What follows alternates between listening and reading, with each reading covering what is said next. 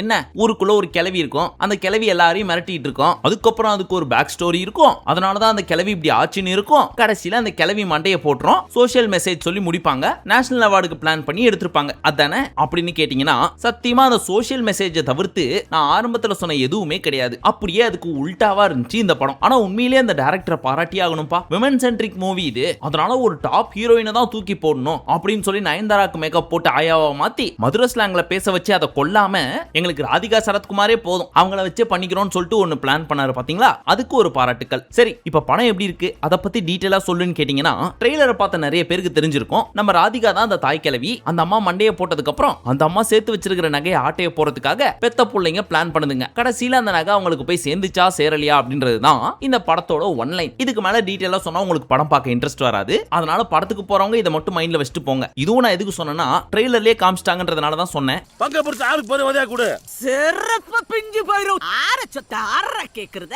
இப்ப மெயின் மேட்டருக்கு வருவோம். எஸ்பெஷலி இந்த மாதிரி ஒரு பயங்கரமான கெட்டப்லாம் போட்டு காதெல்லாம் தொங்க விட்டு ஊர்கிழவி மாதிரி மாத்துறதுக்கு என்னென்ன பண்ணணுமோ அதெல்லாம் ராதிகாவுக்கு பண்ணிருக்காங்க. அவங்களும் அதுக்கேத்த மாதிரி பல்லெல்லாம் பாக்குக்கற, மதுரை ஸ்லாங், ஆயா வாய்ஸ் இதெல்லாம் பர்ஃபெக்ட்டா எடுத்துட்டாங்க. உண்மையிலேயே அவங்களுக்கு நேஷனல் அவார்டே கொடுக்கணும், அந்த அளவுக்கு நடிச்சிருந்தாங்க அப்படின்னு மத்தவங்க சொல்ற மாதிரிலாம் நான் பீலா விட விரும்பல. கெட்டப் நல்லா இருந்துச்சு, அவங்களுக்கு பர்ஃபெக்ட்டா சிங்கும் ஆச்சு. ரொம்ப கஷ்டப்பட்டிருக்காங்க. எஸ்பெஷலி அந்த மதுரை ஸ்லாங் பேசுறதுக்கும் ட்ரை பண்ணிருக்காங்க. அது எந்த அளவுக்கு ஒர்க் அவுட் ஆயிருச்சு அப்படின்னு கேட்டீங்கன்னா ஒரு 70 to 80% அப்படின்னு சொல்லலாம். அதுக்காக அவங்க சரியா நடிக்கல அப்படின்லாம் கிடையாது, அவங்களோட 200% கொடுத்திருக்காங்க. பட் விஷுவலா நம்ம பாக்குறப்போ ஒரு தாய் கிழவியை எப்படி போர்ட்ரே பண்ணணும் அப்படின்னு சொல்லி நம்ம டைரக்டர் பட்ட கஷ்டம் நமக்கு தெரியுது. ஆனா ஆடியன்ஸா வெளியில இருந்து பாக்குறப்போ அது ஒரு வேஷமா மட்டும் தான் தெரியுது தவிர்த்து அந்த கேரக்டருக்குள்ள போக முடியல. சாகர வரைக்கும் ஏன் சொத்த நான் மட்டுமே அனுபவித்தேன்.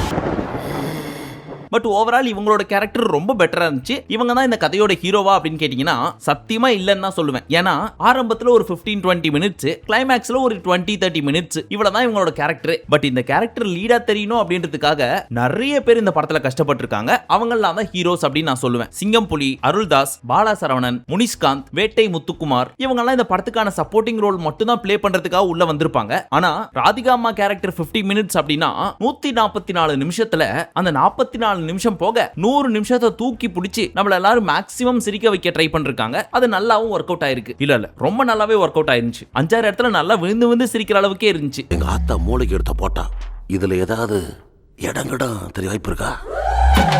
இதுக்கு உண்மையிலே டைரக்டருக்கு தான் பாராட்டுகள் சொல்லணும். ஏன்னு கேட்டீங்கன்னா உங்களுக்கு புரியுற மாதிரி சொல்றேன். ரேச்சல் ரெபேக்கா அப்படின்ற ஒரு சப்போர்ட்டிங் ரோல் பிளே பண்ற ஒரு ஆக்ட்ரஸ் நீங்க பாத்திருப்பீங்க இதுக்கு முன்னாடி. கடைசி விவசாயி, குட் நைட் இந்த மாதிரி சின்ன சின்ன படங்கள் பண்ணிருக்காங்க. அந்த படங்கள்ல எல்லாம் இவங்களோட கேரக்டர் என்ன அப்படின்னு கேட்டீங்கன்னா ரொம்ப மைல்டா சட்டிலான ரோலா தான் இருக்கும். ரொம்ப ஓவர் டயலாகும் இருக்காது, லிமிட்டா பேசினாலும் அதுதான் படத்தோட ட்விஸ்ட் அண்ட் டர்னிங் பாயிண்டா இருக்கும். பை நேச்சரே அவங்க அப்படிதானா அப்படின்னு தெரியல. அவங்களுக்கு படத்துல பெருசா டயலாக்லாம் கிடையாது. ஆனா கிளைமேக்ஸ்ல மட்டும் ஒரே ஒரு டயலாக் பேசுவாங்க, அதுக்கப்புறம் பேசவே மாட்டாங்க. ஆனா படம் முடிச்சுட்டு வந்தவங்கள்ட்ட கேட்டீங்கன்னு வச்சுக்கோங்களேன், இவங்களா ரேச்சல் ரெபேக்காவா சூப்பரா நடிச்சிருந்தாங்கப்பா அப்படின்னு அவங்கள பத்தி பெருமையா பேசுவாங்க. ஏன்னா இந்த படத்துல அவங்களோட வேலை என்ன தெரியுமா? ரியாக்ஷன் ரியாக்ஷன் ரியாக்ஷன் மட்டும்தான்.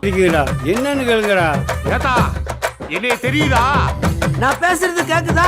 பட் ஏன் இவங்களை எக்ஸாம்பிளா சொன்னேன் அப்படின்னா இந்த ரோலுக்கு இந்த பர்சன் தான் கரெக்டா இருப்பாங்க. காமெடிக்கா இவங்க 4 பேர் போதும். தாய் கிழவியா அதுக்கு இவங்க கரெக்டான ஆளு. பொண்ணோட வீட்டுக்காரனா கொஞ்சம் மொரட்டு பீஸா இருக்கணும், அட் த சேம் டைம் காமெடியும் பண்ணணும், அதுக்கு இவன் தான் கரெக்டா இருப்பான் அப்படின்னு தேடி தேடி கேஸ்ட் பண்ணிருக்காங்க.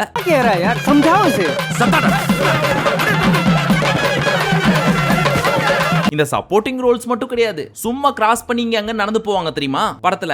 அவங்க ஒரு சில டயலாக்ஸ் அப்பப்போ பேசி விட்டு போவாங்க, அது கூட பயங்கர ஃபன்னியா இருக்கு. அந்த ஃபன்னியும் தாண்டி ஃபுல் மதுரை ஸ்லாங்க அவங்கள்ட்ட பார்க்கலாம். அந்த நக்கல் நையாண்டி ஸ்லாங் இருக்குமே, அது எல்லாமே நம்மள நல்லாவே சிரிக்க வைக்குது. படத்துல லாகிங் அப்படின்றது கண்டிப்பா இருக்கு. ஏன்னா ஃபர்ஸ்ட் ஹாஃப் பொறுத்த வரைக்கும் ஃபுல்லா காமெடியா கொண்டு போக ட்ரை பண்றாங்க. செகண்ட் ஹாஃப்ல தான் மெயினா கதைக்குள்ளேயே போறாங்க. சோ கிட்டத்தட்ட ஒரு 1.25 மணி நேரம் காமெடி ரோல்லயே கொண்டு போகணும் அப்படின்றது சாதாரண விஷயம் கிடையாது இல்லையா? அங்கங்க ஒரு சில காமெடி ஒர்க் அவுட் ஆகலாம், ஒரு சிலது ஆகாது. அந்த மாதிரி ஆகாத ஒரு சில இடங்கள் கொஞ்சம் லாக் இருந்துச்சு.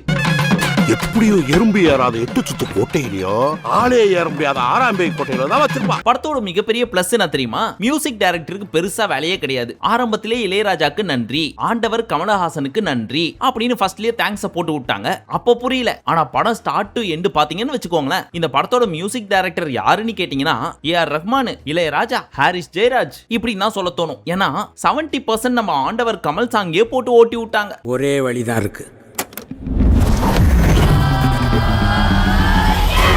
பட் அதெல்லாம் விட்டு மியூசிக் டைரக்டர் தான் பிஜிஎம் போடணும் அப்படின்னு சொல்லி அவர்கிட்ட கொடுத்திருந்தா கூட இந்த அளவுக்கு ஒர்க் அவுட் ஆயிருக்குமா அப்படின்னு தெரியல. ஆனா என்ன பண்றது, கப்பம் கட்டுறதுக்கு ஒரு 5 கோடி மட்டும் எடுத்து வச்சிங்க ப்ரொடியூசர் சிவகார்த்திகேயன் அவர்களே. ஏன்னு கேக்குறீங்களா? நீங்க என்னதான் ஆரம்பத்திலே நன்றி வணக்கம்லாம் போட்டு இளையராஜாக்கு சால்வையை போத்தி சாஷ்டாங்கமா காலிலே விழுந்தாலும் காசு காசு காசு எடுத்துன்னு வந்தியா இல்லையா? அப்ப போய் என் கம்பெனி பேர்ல 5 கோடி ரூபாய் ஃபைன் கட்டு, என் பாட்டியை யூஸ் பண்ற நீ. சார் ஆரம்பத்துல தேங்க்ஸ் எல்லாம் போட்டிருக்கோம் சார். அப்படியாப்பா, அதை ஃபர்ஸ்டே சொல்றது இல்லையா? சரி பரவாயில்ல, அதுக்கு ஒரு 5 ரூபா மட்டும் கம்மி பண்ணிக்கிறேன். மீதி 4,99,99,995 ரூபா மட்டும் கட்டுப்பா போதும் அப்படின்னு டிஸ்கவுண்ட் பண்ணி கேட்பாரு. கட்டுறதுக்கு ரெடி ஆயிக்குங்க.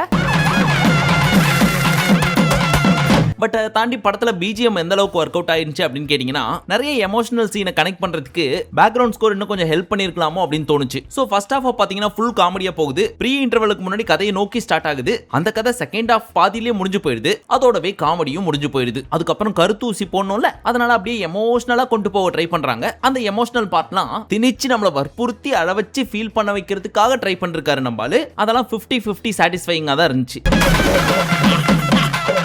இது லவ் சின்ன சவ் பஞ்ச்வன். உங்களுக்கு எப்படி சொல்லி புரிய வைக்கிறது?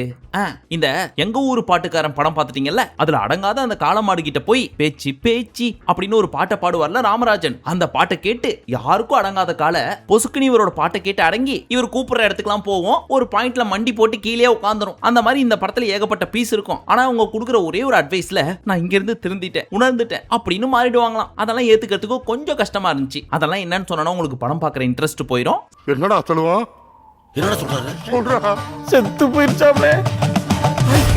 சரி, படத்தை கிட்டத்தட்ட புள்ளியார் சுழி போட்டதுல இருந்து முக்கா கிணறு தாண்டுற வரைக்கும் ஜாலியா ஃபன்னியா கொண்டு போயாச்சு. லாஸ்டா முடிக்கிறப்போ கண்டிப்பா ஒரு சோஷியல் மெசேஜ் சொல்லில முடிக்கணும். அது நிறைய பேர் சொல்லிட்டாங்க. அதை தாண்டி நம்ம ஸ்பெஷலா பண்ணணும். அது மட்டும் இல்லாம ட்விஸ்ட் வைக்கணும். இவ்வளவுதான் கதையா அப்படின்னு கேட்டற கூடாது. நம்ம கொடுக்குற சோஷியல் மெசேஜையும் அவங்க ஏத்துக்கணும். அண்ட் அது புதுசாவும் இருக்கணும் அப்படின்றதுக்காக ரொம்ப ஒர்க் பண்ணிருக்காரு நம்ம டைரக்டர் சிவகுமார். சோ இந்த மாதிரி ஏகப்பட்ட இடத்துல நம்ம டைரக்டரை கண்டிப்பா பாராட்டியே ஆகணும். அவருக்கு ஒரு நல்ல ஃபியூச்சர் தமிழ் இண்டஸ்ட்ரியில இருக்கு. ஓவரால் இந்த படம் எப்படி இருந்துச்சு அப்படின்னு கேட்டீங்கன்னா, என்ன கேட்டீங்கன்னா ரொம்பவே நல்லா இருந்துச்சு. ஜாலியா ஃபன்னியா சிரிச்சு என்ஜாய் பண்ணலாம். குட்டி குட்டியா லாஜிக் மிஸ்டேக்லாம் இருக்கும். அதான் அந்த செகண்ட் ஹாஃப்ல சொன்னா தெரியுமா, திருந்துற மேட்ரு அது மட்டும். அதை தாண்டி ஓவராலா பாக்குறப்போ ரொம்ப ஜாலியான ஃபேமிலி என்டர்டெய்னர் அப்படின்னு சொல்லலாம். இப்போ நான் படத்துக்கு போறதா வேணாமா அப்படின்னு கேட்கறவங்களுக்கு மட்டும் சொல்றேன், தாராளமா போய் தியேட்டர்ல பாருங்க. கொடுத்த காசுக்கு ஒர்த்தா இருக்கும். ஆனா ஓடிடில தான் பாப்பேன் அப்படின்னு நினைச்சீங்கனாலும் இல்ல நீங்க தியேட்டர்ல தான் பார்த்தாகணும், அப்பதான் நல்லா இருக்கும் அப்படின்லாம் கிடையாது. ஓடிடில வந்ததுக்கு அப்புறம் கூட பொறுமையா பார்க்கலாம். உங்களுக்கு எது சௌரியமா வருதோ பாருங்க. 100 வருஷம் 200 வருஷம் கழிச்சு எவன் கையில கிடைக்க போகுதுன்னு தெரியல. அவன் தான் கொடுத்து வச்சாங்க.